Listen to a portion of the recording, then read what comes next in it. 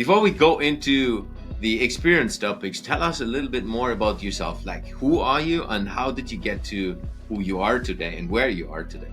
Okay. Well, I guess the three words that characterize me most are creativity, curiosity, and courage. So I like them to begin with a C. I love words. I love poetry. I love being creative with words and also with names. So sometimes I get people's names wrong, the name's wrong, and I create something else to fill the blank. So that tells you something about me. I love problem solving in new ways. And I've always done this as a child. I liked figuring things out and trying to create my own things, my own versions of things. So yeah, that's a lot about me. So I'm going deeper. You are living in the Netherlands, and we didn't meet in the Netherlands. Maybe we can start that, how we met. It's Okay. way long time ago. Maybe you start and I will chip in. Okay. Well, I was wandering through a castle with many different rooms and corridors. Lots of things were going on, weird and wonderful workshops. And yeah, I think maybe we met in the dining room. Do you remember which room we met No, in? I have no idea. It's really funny because you run into people in the corridors, you find somebody during a workshop, and sometimes during a meal. Although we did try to have silent meals, I remember that, Yeah, just to have some time to take it all in, the stuff that we'd been experiencing. Yeah, I think I must have met you outside. I have no idea. Yeah, so we were in this Poland in this castle in Poland, not Poland in castle, castle in Poland, and we were at an experience design conference and really experienced ourselves what experiences are, and as well like discovered with others like how to build and design experience with experts from around the world. And that's also one of the big things that you're well known for, which is experience design for different topics. And one of the things is obviously the brand part. Hmm. So how did you get first into experience design as a Yeah. starting point? Because what I have heard is that your career came from a completely different background. Yes, that's right. So when I was a child, I went to a boarding school, and that was actually my first encounter with experience design. So they had birthday parties with a theme, and the cake, for instance, would have the shape and the colors of the theme. One time we had a class party, and it was a Narnia party. So it had all Ooh, the characters of the Narnia books of the Narnia film in the party, and we had the marmalade roll made by the beavers, and my two teachers were the beavers, actually in beaver costume. And we had a real lion chasing us. One of the teachers was dressed up as a lion. So that's kind of where my getting into a story, like really embodying a story and feeling a part of that story, that began in my very early childhood. And after that, I started designing birthday parties for friends, for my brothers and sisters, for my parents even. When they had an yeah. anniversary, I would create a whole story around it and create different foods that they could taste, to taste love or to taste surprise. So this was all very much a part of my growing up. And then I had to go to university and, was made to choose something. And I have really wide interest in all sorts of things. So it was very difficult for me to choose something. So I thought, maybe I should, get into the psychology of things and see how the brain works and how we make decisions and why we behave the way we do. So I got into mental health science. And my mom's a therapist as well, so it kind of runs in the family. And I thought, maybe I should help people figure their brains out and figure out the problems they have. But once I had finished my studies, I wanted to start a business of my own because I felt like the regular healthcare system in the Netherlands wasn't great. And they only had a specific number of sessions per child to help, or per person with a problem. And then Yeah. your problem should be figured out and solved. And I really don't believe in that approach. So I decided to found my own company. And I started Orca Family Matters, which was a way for me to get into the homes of people and see and observe their family situation and help them on the spot, and really go into their story rather than having them come to an office and doing all the formal stuff. And it also gave me the possibility to use a more playful approach in my therapies. But soon enough, when it was up and running, I got slightly bored with that because I'm an entrepreneur. I noticed that I really like to create new things and keep designing things. So I thought, okay, so how can my art, the thing that I love making things, how can that become a part of my job? And so I started interior design. And I started a business with interior design. Slightly different. Slightly different. Still in the healthcare sector because I did it for hospitals and waiting rooms, and also for hospitality industry to make waiting more fun, because I hated waiting. I hate waiting at stations for the bus. I hate waiting for a doctor's appointment. And I thought, how can we make the waiting a different experience so people don't even think about the fact that they're waiting? So this is how I got into my interior design label. And after doing that for a few years, I was ready for a new challenge. And I had grown more into the realm of embodiment because I felt like a lot of things and a lot of things people were doing were very brainy. It's all very much here, that the knowledge is up there and the way we produce things is all, very much up there in the head. And we have a whole body to work with. But I felt like something was lacking in my own life. Like I felt like sometimes I was just a walking brain, and it didn't give me energy. And I need energy, and I need movement, and I need excitement from experiencing new things. And I thought, okay, I need to incorporate more of that movement into my life. And so I started studying embodiment, which means to actually the main catchphrase is when your body is more than just a brain taxi. So acknowledging that the body has so much more to offer in terms of signals and senses, that when we become aware of them, we can learn a lot about what we want and what we don't want, what feels like the right decision. So from embodiment, I got more into team training and working with groups of people to see how they could learn to incorporate, which is literally embody, their wisdom, the wisdom of their bodies into work and into working together with other people, and also being more connected to themselves. It really fascinates me that when you're more connected to yourself, you're much more able to then connect to another person. You become much more authentic. There's much more connection. When there's more connection between you and the other, there's much more scope for learning. So you open up to learning. And then when you learn stuff together, there's much more scope for collaboration and effective collaboration. So, that intrigued me so much that I decided to start an academy, and that's how Awe Academy came to be. And the name is not for nothing, because I believe that awe is actually one of the fundamental ingredients for life and for joy and experiencing liveliness. So the interesting thing that I'm hearing from you, there's, though that it feels odd, like distinct things, but in the end there is this red thread still. Yes. That is kind of molding all the things together of what you're doing. Yes, that's right. Yeah. And it's also very much a search of mine to figure out how to put my own interests and the things I was learning into my work, which I also encourage people in teams to do. What you bring yourself to work, what have you got to offer? What are you going to offer to this team that's unique to you? And then how can you make sure these qualities are noticed and are also appreciated? And then how can they contribute to the whole, to the functioning of the team and what you offer as a team? Yeah.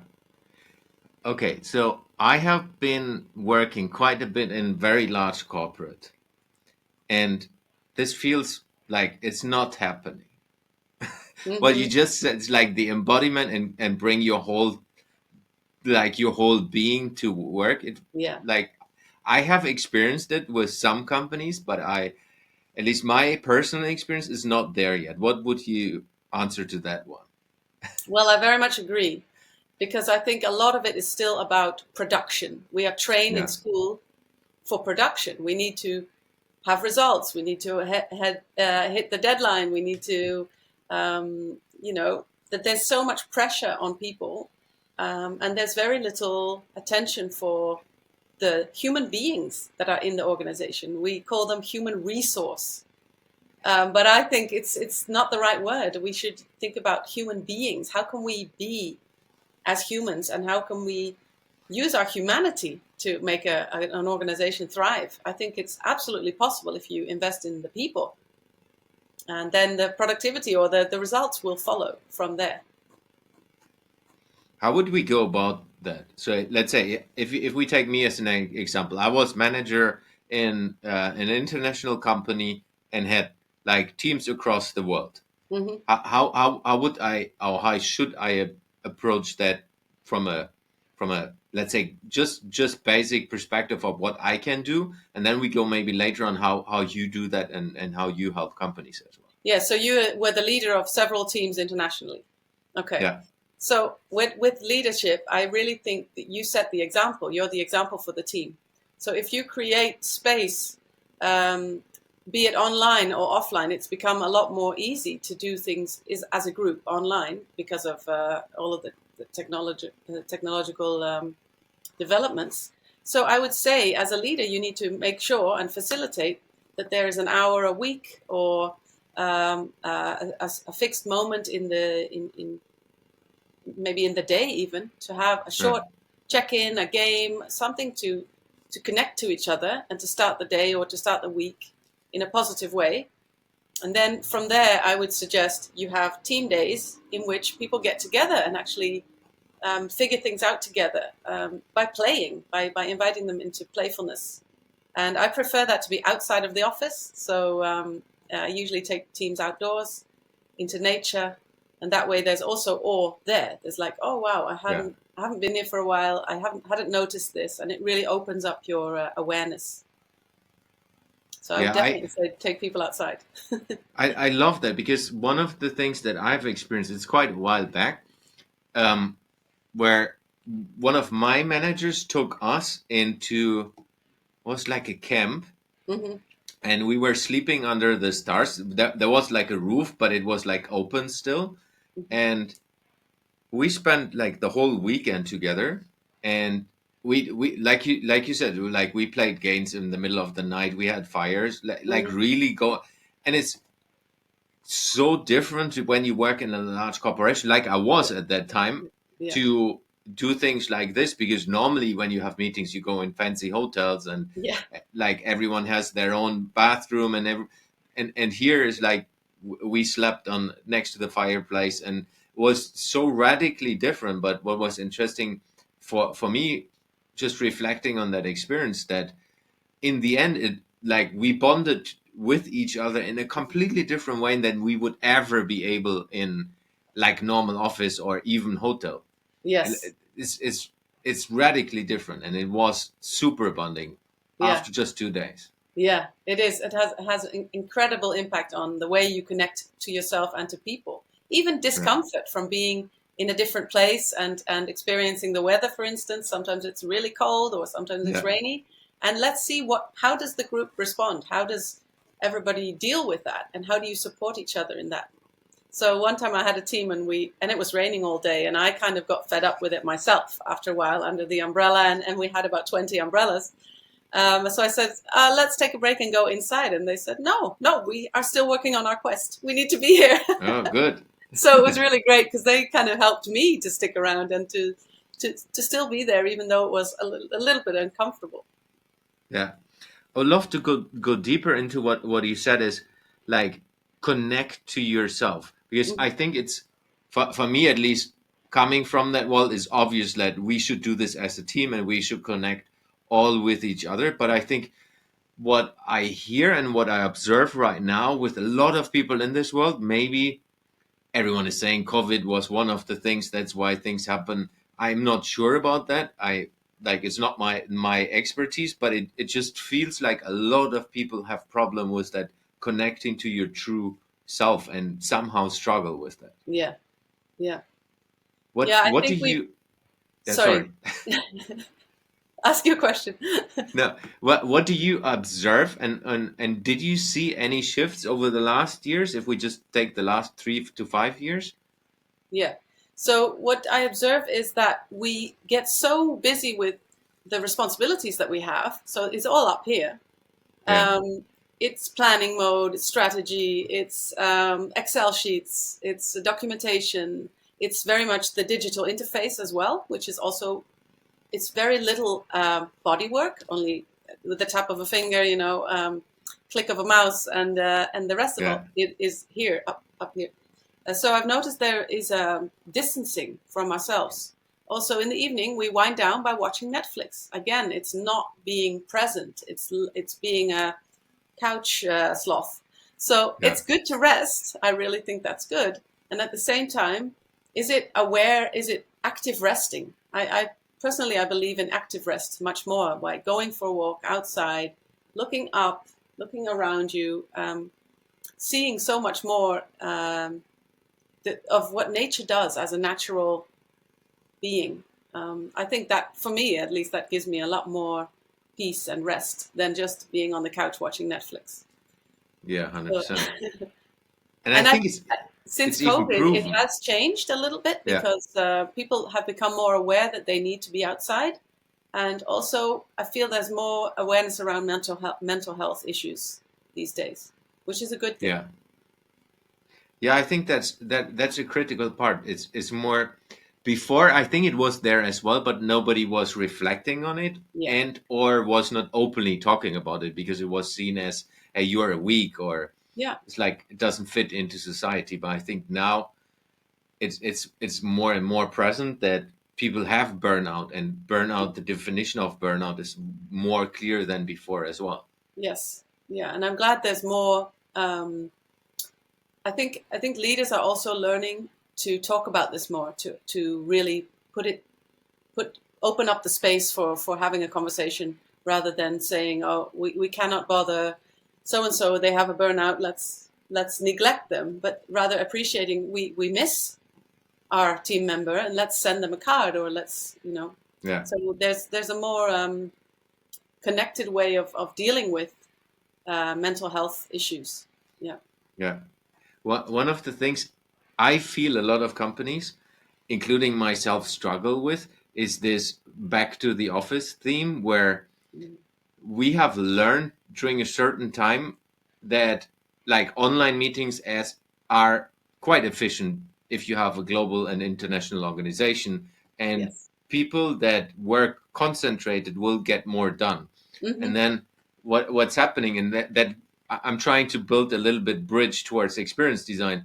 What's quite interesting, then you go to the office and everyone sits up for themselves, goes into, let's say, Zoom or video meetings, Yeah. has then meetings with other people that are not in the office, and then maybe you have a coffee break in between or a lunch, but then everyone goes home and you have not connected. Yeah. It's fascinating for me. It's like you bring people back to the office, and what the Yeah. F? It's not happening. Like you're Yes. not designing experiences. Exactly. Yeah. It's crazy. It is. And I think one of the reasons is that people feel that this is not my job. So making an effort to have a team meeting, or making an effort to organize something special, if it's not part of your job description, you don't do it, because Yeah, efficiency rules. And I think making the effort will actually benefit yourself, because by giving to your group, you also receive appreciation, and it's just a lot of fun to create fun for people. And then at the same time, the environment at the office, the energy at the office will increase, and there will be a lot more interaction because of these moments that have been created, especially to do something other than a business meeting. yeah, But I think it is absolutely it needs to be agreed upon as a team. This is what we want. We want to create moments of connection outside of work stuff. yeah. And I think it should be even a rule somehow, because if not, it's not going to happen. Yeah. Because what I still feel is, depending on the organization, of course, there's still like if going back to what you said in the beginning, if management or leaders are not the good example, it's Yeah, not going to happen. So they need to do it first.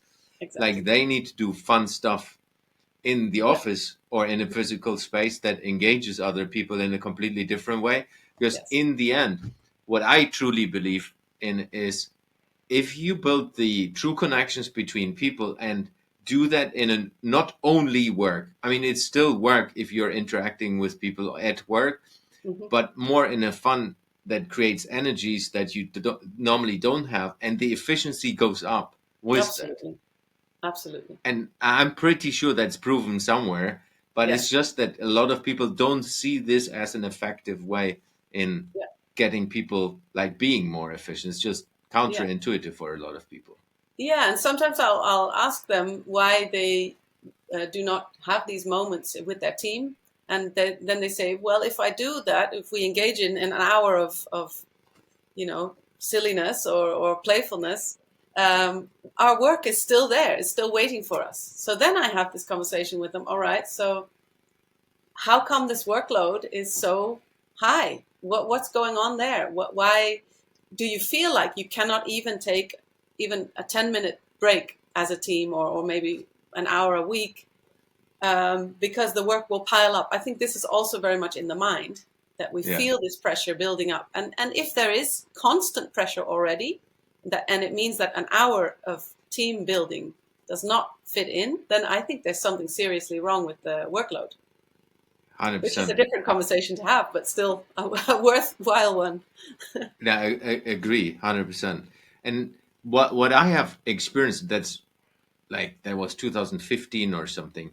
What was interesting to see is we did, for example, a brainstorming on innovation topics because I was working in the innovation field, Mhm. and then one workshop was we need to do brainstorm about new business strategies and how we do things completely different from a business perspective, and then the team member that was facilitating was giving us like silly costumes and we all needed to dress up for the brainstorming, including the big bosses. And this was one of the best outcomes we have had ever from a Yeah, brainstorming perspective because we were just dressed silly. yeah. They didn't force us to do silly things. It was like you do brainstorming and you see the top CEO in front of you wearing silly stuff. As easy as that. It's not difficult. Yeah, exactly. And I think experience design can be pretty simple. Like a simple intervention like that can increase the energy and the way people engage with it significantly. However, I also think that if you design an experience um, very thoroughly, so you create a certain, you could say, a route that people take, and that people have their own agency in what they choose to do and what they don't do, and then reflecting on what happened there, that will actually make it a learning experience. Because if you have just fun experiences, yeah, you can go bowling with your team, but Yeah. that doesn't mean the team will actually learn something together. That doesn't mean they will develop themselves professionally or personally. They might get a little bit better at bowling, who knows? Um, but I don't believe in only activities. I really Yeah. believe in curated activities that will involve sensing, that will involve, like, okay, I'm feeling reluctance, or now I'm feeling group pressure, or now I'm feeling anxiety because I'm afraid that I'll be embarrassed, or oh, I'm having so much fun, suddenly I don't feel quite as constrained as I normally do. So just expanding the experiences that you have as a person, and also tapping into what am I made of? Like, what experiences have shaped me, and that why do they make me behave the way I do now? So it's deeper work than just having fun. But I do Yeah. believe the way in is having fun and inviting play to the boardroom. Let's go into examples. So one of the things that you have shared with me was the video where you work with the team outdoors as well, and that was like a team. Uh, I think you called it workation. Yeah, There's maybe that's right. something you can explain what that is, Yeah. but like how did you design this, and maybe without naming the company and the team, what were the problems set before you started designing it, and why did they start to do this workation? Hmm. Yeah, so one of the the things they mentioned was that their 3 teams work in different places in the country they work in. So they never actually meet. Some of them had never actually met each other before, but they do need to work together. So one reason to get together was, let's have some time in which we can get to know each other and get to know how we work. Because online, like you say, it becomes very efficient and you don't really learn about each other. So that was one of the reasons. And also learning how to give each other feedback. Sometimes it can be really difficult to say something to a colleague that they might misinterpret or they might feel criticized or judged. So learning how to communicate well is also very much a reason to have an offsite together or a workation. So the workation aspect of it is it's work, but it's also a vacation. So it's time away from the office together with your colleagues. That's kind of work. I would say I wouldn't choose to go on vacation with my colleagues. However, if it's a combination of being away in an interesting environment, the beauty of nature around, the comfort of a nice guest house or hotel or place to stay, and then creating moments of connection with by exercises that I do that in which they really use their bodies. So there's I can give you an example a bit later. I use physical exercises so that people connect with each other in a different way. Normally, as colleagues, especially in a tech organization, you don't touch each other. You don't bump into each other. And so it becomes quite distant. And humans need this kind of rough and tumble, just, give each other a little poke or a tap on the shoulder or whatever. So also creating that childlike playfulness and bringing that back is what I do. And then learning from that by reflecting on it is what we do at the Workation. And in the afternoon, people work on their own projects and they can implement the things they've learned in the morning during the trainings, the things they learned about themselves. Maybe they'd like to try something else. So I tell them, try something else this afternoon. Try something you wouldn't normally do and see how it feels. So it's basically a testing ground for new behavior. That's cool. So you get them out of their context and bring them to a place where they like half day do exercises to get into the future, and the other part is still normal work, distant work, whatever they need to do. So in the end, it's like they're not losing anything. Efficiency wise, if we go back to that. They can still do their work, and they feel really energized to do their work in the afternoon, and also to do it in a slightly different way. And then maybe that's important to underline. What I understand is that everything what you do is designed with purpose. Yes. It's not like, now we go for a walk and then we do this. It's like everything has a purpose and a goal to be accomplished. That's right. It's maybe not that every participant know that, but for you, and that's the experience design part, it's specifically designed with the purpose in mind so that the things are going to happen that should happen. Yes. Right? Yes, exactly. And also the main purpose is to create awareness. What's happening within me? What's happening because of you?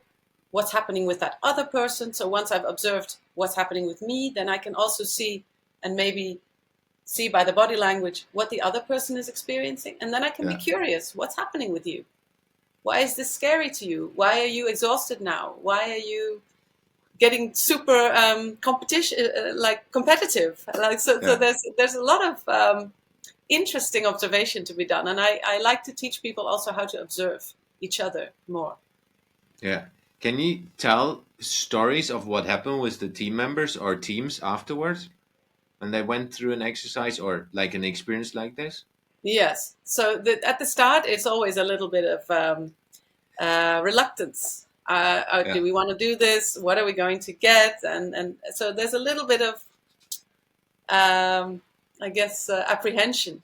So I talk about that as well. I say, who's feeling really ready for this? Who's open to this? And then other people will say, I don't really know what to expect. I don't really know what this is. And I just acknowledge that that's okay. You can feel that too. Then we start with some warm-ups where people get to walk around the room. For instance, this is one I use often, at their own pace. So first of all, I say, walk around the room. They'll walk. And I say, hey, wait a minute, is this your own pace?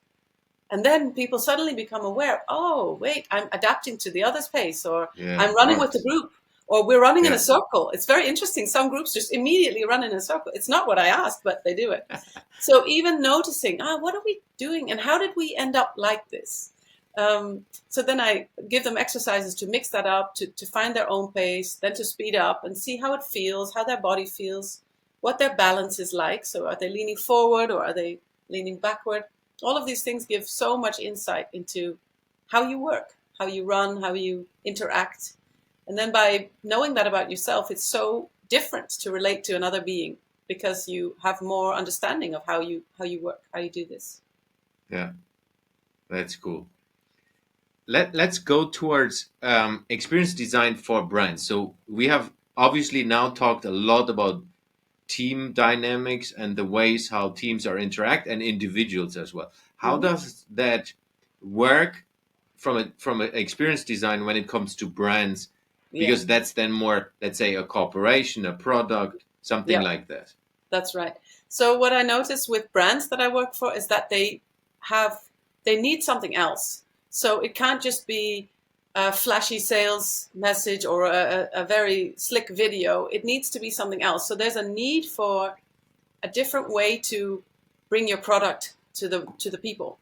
Mm. And I really believe in authentic connection. So if you want people to buy your product or your service, it needs to have something that will make people feel they connect with that product in a way. So not only physically by earpods, for instance, they are physically connected to your body, but what does this do to your system? And how does it help you interact with other people? Because we're not meant to be isolated people. We are very much group people. So I invite, when I work for brands, I ask them, what is it you want to connect the people to? And is that Yeah. it's not about sales. It's actually about the love for the quality of your product or maybe the material of your product, something that can be sensed by the whole body. And how can we create something around this so that that gets highlighted and really gets absorbed by the bodies that will experience it?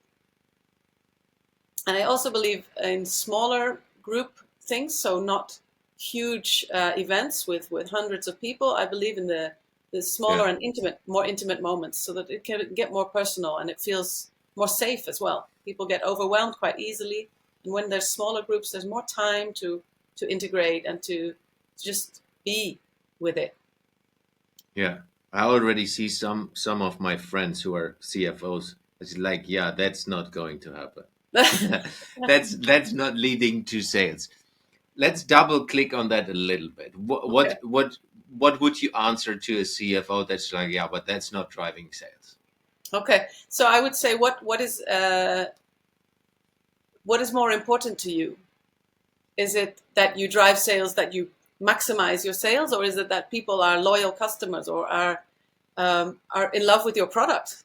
Of course, it really depends what it is, but I Yeah. think driving sales for me is not my ideal client. My ideal Yeah. client is one that really cares about the customer.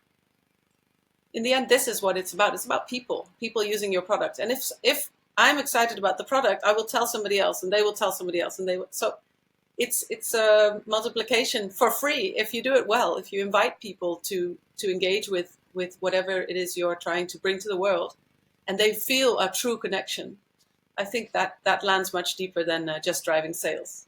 But yeah, it No, takes a bit of experience with that. So I would invite the person that is reluctant or skeptical to come and experience it. yeah, I love that because in the end, it is indirect sales. So it's long Yeah. term perspective. It's not Yes. like maybe you're not selling something right now. I still remember. So I was invited to uh, a shoe store opening. Very simple. Hmm. But what they did was they curated it in a way that everyone that comes in has an experience with a specific way of discovering your feet, Hmm. which is part of shoes. Like buying Yeah. shoes is like you put your shoes in. So and a couple of simple things that of course like training mechanisms where you can see how your toes are working, so a little bit more playful. And then Yeah. they as well like did basic things, which is like how do you measure your feet properly and how do you find out. That's more an educational piece, but I still remember, oh, this is a long time ago, for sure, Hmm. like 10, 15 years. But Yeah. I still remember that. And the most funny thing is, I buy that shoes Yeah. ever since. Yeah. So it Ever made you a since. loyal customer because of that Exactly. experience. Yeah. Yeah. And I still remember it today. Like I know the person that was behind the counter. I don't know the name, but I know if I would meet the lady today, I would tell her you are the lady from the shoe store. Yeah. 100%. Yeah.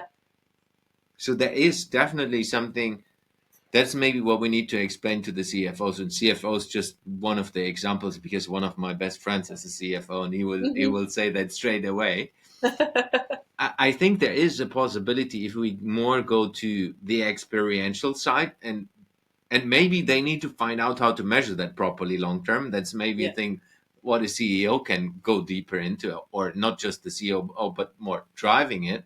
Hmm. But I think there's an opportunity in discovering that for every single business. I think every business will enable or will can utilize that, let's say it in this way, Yeah. to go Yeah. more into the experiential perspective. And because what you just explained is also in the end is similar to what you said with the team. Hmm. It's just that it's not a team that is working together, it's customers that experience things at the same time, so it's also Yes. a team dynamic somehow, I Yes. guess, It at least. connects people. So if they Yeah. have the similar experience, they will be even if they find each other again or cross paths in the same city, and they will know, you were at the experience too. If it was a an experience where people connected with each other and with the product, I think that really creates a beautiful lasting bond. Yeah. Getting us to the end here. One thing I would love to talk about, and we haven't agreed on this, and you can say no. You have a very specific way of doing keynotes. Can you give a little bit of glance of that without Okay. like sharing too much, not to Okay. spoil people that book you, but can you share a little bit more? Okay, well, it comes from personal experience, like many of my things that I do. I personally don't love keynotes because they're a bit boring. You just sit there as a consumer, you listen, and somebody talks, and they have a few slides, and then you have a laugh. Maybe if there's one good joke in there, you're lucky, and then you leave, and you forget. You forget what it was about because there are so many other keynotes. Um, so I like to create an experience, you could say, with the audience or sometimes in the audience. That is not a performance, it's not entertainment, but it's a twist, a plot twist. I do something unexpected. And of course, yes, I can't tell you what it is, but I'll do something different every time because I believe in the power of surprise. And by being surprised, you are kind of taken out of the ordinary. And because of that, your brain expands and you take in the information much more. So whatever I have then said afterwards will land much deeper. Yeah.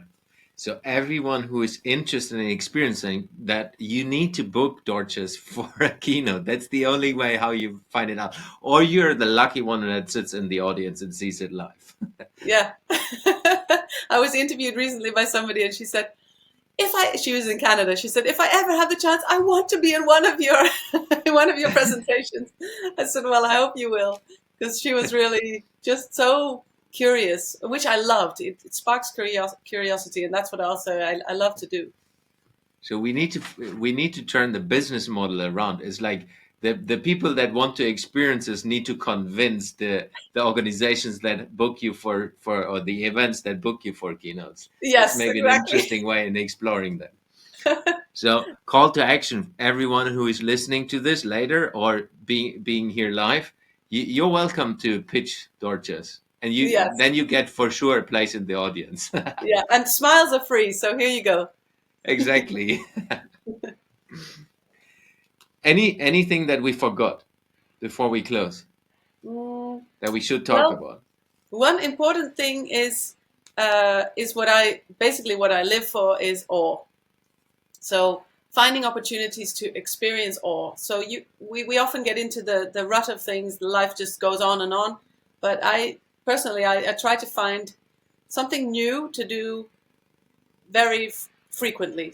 Very regularly. So I try to go somewhere new, take a different route, walk backwards, put some stuff upside down in the supermarket. It can be quite silly, but it can be so delightful. It feels a little bit naughty as well, but it just changes things, and it creates a little bit of a feeling of wonder and excitement and playfulness. So I advise this, and I think, I think that's a good one to close with. Find something that is a little bit out of the ordinary and do it. Just do it. I love that. Don't tell my daughter, by the way. I'm going shopping with her tomorrow. She will definitely do it. So, where can people find you, and how can people reach out to you? Okay, so I'm on LinkedIn, Dorchess De Koning, or you can find me at aweacademy.live or .live, depending on how you pronounce it. And I like saying live because I think that's the word that we should be using. We need to live and really take a liveliness into our lives, and not just let it happen and let it pass by. Yeah. And I will put the links into the show notes so that everyone can connect to you straight away from wherever you find this podcast or the video afterwards. Great. Dorchess, thank you very much for spending your Friday evening with me. It was a pleasure to have you live here. Thank you. Thank you so much for having me.